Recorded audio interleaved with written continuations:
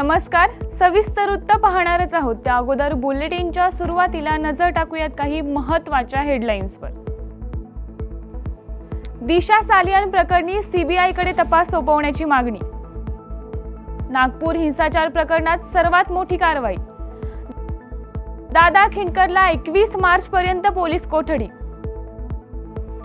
आणि जालना जिल्हा महिला व बाल विकास विभागाने रोखले 131 बालविवाह. नमस्कार, मी प्रज्ञा आणि आपण पाहताय न्यूज अनकट. महत्त्वाच्या हेडलाईन्स नंतर आता पाहूयात बातम्या विस्ताराने. दिशा सालियान मृत्यू प्रकरणाची सीबीआय कडून सखोल व निष्पक्ष चौकशी झाली पाहिजे या मागणीसाठी शिवसेना आमदारांनी विधान भवन परिसरात फलक झळकावत मूक आंदोलन केले. या हत्येत दिशाच्या वडिलांनी काही लोकांवर संशयही व्यक्त केलाय. ही अतिशय गंभीर बाब आहे. दिशाच्या कुटुंबियांना न्याय मिळाला पाहिजे अशी मागणी शिवसेना आमदारांनी आंदोलनादरम्यान केली आहे. नागपुरात औरंगजेबाच्या कबरी प्रकरणात विश्व हिंदू परिषदेनं काढलेल्या मोर्चानंतर सोमवारी सायंकाळी 2 गटात तुफान दगडफेक झाल्याची घटना घडली. या घटनेत दोन्ही गटांकडून एकमेकांवर दगडफेक झाल्यानं या जमावाला आवरताना पोलीस आणि नागरिकही जखमी झालेत. या दंगलीचा मास्टरमाइंड असल्याचा ठपका मायनॉरिटीज डेमोक्रॅटिक पार्टीचा शहराध्यक्ष फहीम खान याच्यावर ठेवत त्याला पोलिसांनी अटक केली आहे. आता या प्रकरणात सायबर पोलिसांनी सर्वात मोठी कारवाई केली आहे. फहीम खान याच्यासह 6 जणांवर देशद्रोहाचा गुन्हा दाखल करण्यात आलाय. सरपंच संतोष देशमुख यांचे भाऊ धनंजय देशमुख यांचे साडू दादासाहेब खिंडकर यांचा एक व्हिडिओ सोशल मीडियावर व्हायरल झाला होता. या प्रकरणात दादासाहेब खिंडकर, ज्योतिराम भटे आणि योगेश चव्हाण यांना 2 दिवसांची पोलीस कोठडी दिली आहे. 21 मार्च पर्यंत पोलीस कोठडी सुनावली आहे अशी माहिती त्यांचे वकील हर्षल चव्हाण यांनी दिली. त्यामुळे दादासाहेब खिंडकर यांच्या अडचणीत वाढ होताना दिसून येते. त्याच्यामध्ये आज दादासाहेब खिंडकर, त्याच्यामध्ये ज्योतिराम भटे ह्या दोघांना पूर्वीच 7 दिवसाचा PCR दिलेला होता. त्यांना आज डबल PCR यादी सकट घेऊन आलेले होते आणि 2 आरोपींसोबत एक नवीन आरोपी खोन्या चव्हाण, योगेश उर्फ खोन्या चव्हाण यालाही नवीन अटक करण्यात आलेली आहे आज. आता त्याच्यासोबत पोलिसांनी PCR यादी घेऊन आली 3 दिवसाची. त्याच्यामध्ये पोलिसांचं असं म्हणणं आलं आहे की तिघांचा संयुक्तिक तपास करण्यासाठी आम्हाला 3 दिवसाची पोलीस कोठडीची गरज आहे.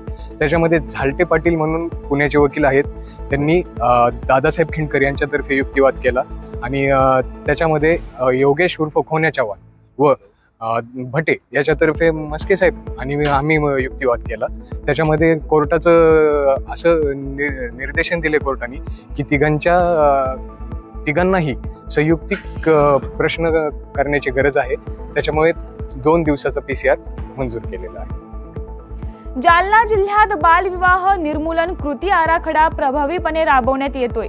जालना जिल्हा महिला व बाल विकास विभागानं चालू वर्षात उल्लेखनीय कामगिरी करत जिल्ह्यातील एकूण 131 बालविवाह रोखलेत.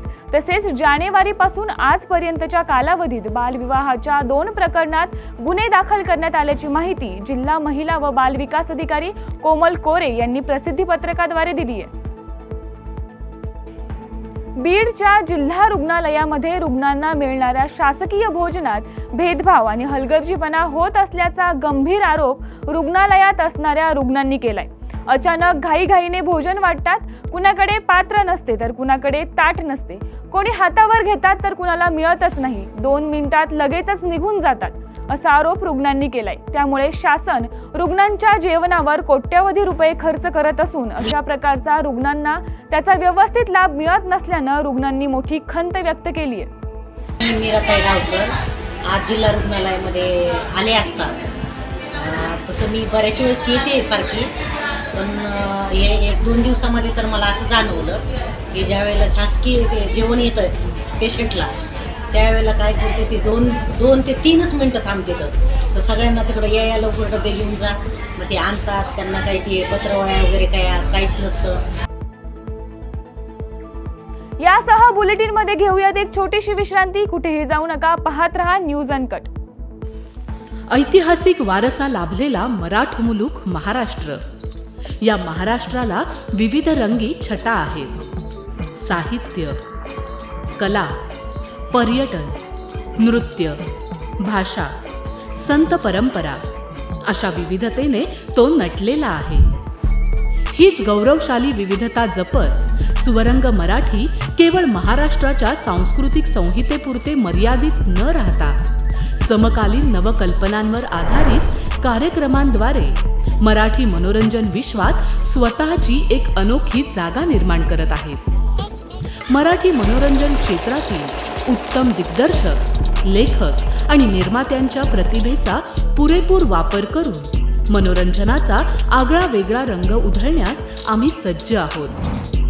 स्वरंग मराठीचे उद्दिष्ट मराठी मनोरंजन क्षेत्रामध्ये मनोरंजनाची वहिवाट सोडून, रूढीवादी पद्धती तोडून मनोरंजनाचा समृद्ध अनुभव प्रदान करून देण्याचा आहे. म्हणूनच यात विविध पद्धतीचे मनोरंजक आणि माहितीपूर्ण कार्यक्रम स्वरंग मराठीवर बघता येतील. शेवटी एकच, धकाधकीच्या जीवनात धांगडधिंगा करण्यापेक्षा बसूया, हसूया, गाऊया, जगूया. नाती गोती श्रावण मोती गावामधले जिवंत रंग. नाती गोती श्रावण मोती गावामधले जिवंत रंग. चला जोडूया, चला पाहूया, जशी संस्कृती तसा स्वरंग. विश्रांतीनंतर सर्वांचं स्वागत. पाहूयात उर्वरित काही महत्त्वाच्या घडामोडी. बारामतीतील नगर परिषदेचा नगर रचनाकार विकास ढेकळे याला लाच घेताना रंगेहात पकडले. बारामतीतील एका बांधकाम व्यावसायिकानं विकास ढेकळे याच्या विरोधात लाचलुचपत प्रतिबंधक विभागाकडे तक्रार केली होती. तक्रारदार असलेल्या बांधकाम व्यावसायिकाला विकास ढेकळे यांनी 2 लाखांची मागणी केली होती. 1 लाख रुपये लाच देताना लाचलुचपत प्रतिबंधक विभागानं ढेकळे याला रंगेहात पकडले. या बाबतीत पुढील कारवाईही सुरू आहे. मोर्शी येथे अवैध सावकारी संदर्भात प्राप्त तक्रारींच्या आधारे सहकार विभागाच्या 2 पथकांनी चांदूर बाजार शहरात बुधवारी 2 ठिकाणी धाड सत्र राबवले. यामध्ये एका ठिकाणी पथक रिकाम्या हाताने परतलं, तर दुसऱ्या कारवाईत स्वाक्षरी असलेले धनादेश जप्त करण्यात आले. मोर्शी येथे सहकार विभागाद्वारे अवैध सावकारीबाबत सातत्यानं कारवाया होत आहेत. वाहतुकीच्या नियमांचे पालन करा. मोठ्या आवाजाची सायलेन्सर्स वाजवली जातात, पण त्यामुळे ध्वनी प्रदूषण मोठ्या प्रमाणात होतं. सर्वसामान्य नागरिकांना याचा मोठा त्रास होतो, असं आवाहन अप्पर पोलीस अधीक्षक सचिन पांडकर यांनी केले. त्या दृष्टीनं आज सुमारे 100 मोठ्या आवाजाचे सायलेन्सर पोलीस विभागानं रोलरच्या सहाय्यानं फोडलेत. वाहतुकीच्या नियमांचं पालन करा असं पोलीस प्रशासनातर्फे वारंवार सांगण्यात येतं. तरी देखील काही वाहनांचे जे नंबर प्लेट्स असतात त्या फॅन्सी लिहिलेल्या असतात, त्याच्यामुळे ते व्यवस्थित लक्षात येत नाहीत त्याचे नंबर वगैरे. त्याचप्रमाणे ध्वनी प्रदूषण आणि हे होऊ नये मोठमोठ्या आवाजाचे सायलेन्सर फोडून वाहनं चालवले जातात, 2 व्हीलर चालवले जातात आणि त्याच्यामध्ये एक प्रकारचा मोठेपणाची भावना असते लोकांची. परंतु याच्यामुळे सर्वसामान्य नागरिकांना खूप त्रास होतो आणि हाच संदेश आम्हाला आजच्या या कारवाईतून द्यायचा आहे. आम्ही जवळपास आज 100च्या वर सायलेन्सर्स आम्ही फोडलेले आहेत आणि ही कारवाई सतत चालू राहील. त्याचप्रमाणे फॅन्सी नंबर प्लेटची कारवाई देखील सतत चालू राहील. सर्व नागरिकांना या निमित्ताने आवाहन आहे की सर्वांनी वाहतुकीच्या नियमांचं तंतोतंत पालन करावे. यासह बुलेटिनमध्ये घेऊयात एक छोटीशी विश्रांती. पाहत रहा न्यूज अनकट. ऐतिहासिक वारसा लाभलेला मराठ मुलूक महाराष्ट्र. या महाराष्ट्राला विविध रंगी छटा आहेत. साहित्य, कला, पर्यटन, नृत्य, भाषा, संत परंपरा अशा विविधतेने तो नटलेला आहे. हीच गौरवशाली विविधता जपत स्वरंग मराठी केवळ महाराष्ट्राच्या सांस्कृतिक संहितेपुरते मर्यादित न राहता समकालीन नवकल्पनांवर आधारित कार्यक्रमांद्वारे मराठी मनोरंजन विश्वात स्वतःची एक अनोखी जागा निर्माण करत आहेत. मराठी मनोरंजन क्षेत्रातील उत्तम दिग्दर्शक, लेखक आणि निर्मात्यांच्या प्रतिभेचा पुरेपूर वापर करून मनोरंजनाचा आगळा वेगळा रंग उधळण्यास आम्ही सज्ज आहोत. स्वरंग मराठीचे उद्दिष्ट मराठी मनोरंजन क्षेत्रामध्ये मनोरंजनाची वहिवाट सोडून, रूढीवादी पद्धती तोडून मनोरंजनाचा समृद्ध अनुभव प्रदान करून देण्याचा आहे. म्हणूनच यात विविध पद्धतीचे मनोरंजक आणि माहितीपूर्ण कार्यक्रम स्वरंग मराठीवर बघता येतील. शेवटी एकच, धकाधकीच्या जीवनात धांगडधिंगा करण्यापेक्षा बसूया, हसूया, गाऊया, जगूया. नाती गोती श्रावण मोती गावामधले जिवंत रंग. नाती गोती श्रावण मोती गावामधले जिवंत रंग. चला जोडूया, चला पाहूया, जशी संस्कृती तसा स्वरंग. विश्रांतीनंतर सर्वांचं स्वागत. पाहूयात उर्वरित काही महत्त्वाच्या घडामोडी. लाखांदूर तालुक्यातील पाऊलदवना, परसोडी आणि तई खुर्द अशी गट ग्रामपंचायत असून त्यापैकी पाऊलदवना गावाला असलेली नळ योजनेची पाणी पुरवठा विहीर नाल्यात वा नाल्याला लागून असल्यानं हल्ली तो नाला उपसा सिंचनाचे पाण्यानं पूर्णतः भरलेला असता नाल्याचे पाणी विहिरीमध्ये जाऊन विहिरीचे पाणी व नाल्याच्या पाण्याची पातळी समसमान झाली असून हे दूषित पाणी मोटार पंपाद्वारे गावातील नळ योजनेच्या पाणी टाकीत भरून नळांना सोडण्यात येते. कीटक व घाणयुक्त पाणी नळांना येत आहे. यामुळे लोकांच्या जीवाशी खेळ न करता ग्रामपंचायतनं लवकरात लवकर योग्य उपाययोजना करावी अशी मागणी ग्रामपंचायतीकडून आणि ग्रामस्थांकडून करण्यात येते. राज्यात प्रतिबंधित असलेला गुटखा अवैधरित्या वाहतूक करणाऱ्या एकास पोलिसांनी जेरबंद केले. जालन्याच्या आष्टी पोलिसांनी ही कारवाई केली आहे. या कारवाईत 13,71,600 रुपये किमतीचा गुटखा पोलिसांनी जप्त केलाय. घनसांगवी तालुक्यातील कुंभार पिंपळगाव येथून पाथरीकडे एका टेम्पोतून राज्यात प्रतिबंधित असलेला गुटखा वाहतूक केला जात असल्याची माहिती आष्टी पोलिसांना मिळाली होती. त्या माहितीवरून आष्टी पोलिसांनी सापळा रचून अवैधरित्या गुटखा वाहतूक करणाऱ्या एकास ताब्यात घेतले.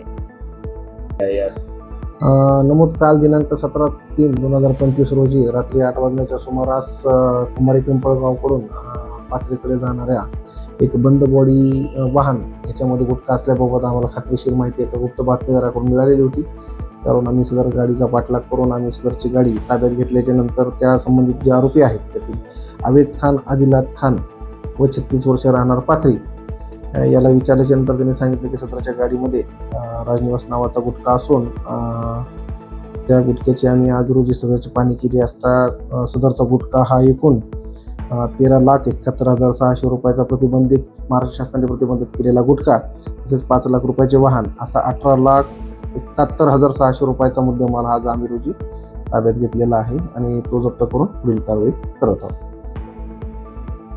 चाळीसगाव तालुक्यातील मेहुणबारे परिसरातील महावितरण विभागाच्या 132 केव्ही सब स्टेशनच्या मागे आग लागल्याची घटना घडली आहे. केबल ब्लास्ट झाल्यानं आग झाल्याचा प्राथमिक अंदाज वर्तवण्यात येतोय. चाळीसगाव नगरपालिकेच्या 2 अग्निशामक दलांच्या बंबांनी ही आग विझवली आहे. अचानक मध्यरात्री आगीचे लोट दिसल्यानं आग लागल्याचा प्रकार समोर आलाय. या आगीत महावितरणाचे साहित्य मोठ्या प्रमाणावर जळून खाक झाल्याची प्राथमिक माहिती मिळते. यासह बुलेटिनमध्ये इथेच थांबूया. पाहत रहा न्यूज अनकट.